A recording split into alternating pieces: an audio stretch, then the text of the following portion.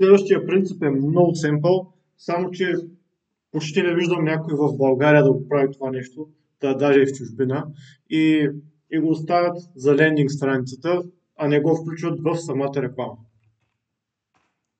Social proof.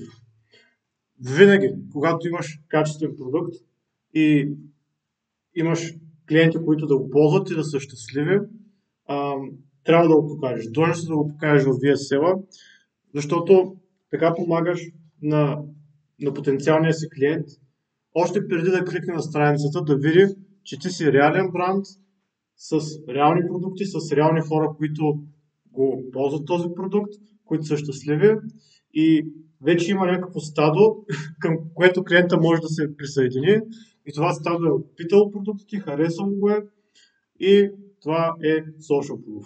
Да, използвате го в рекламите, не го оставите само за лендинг страниците.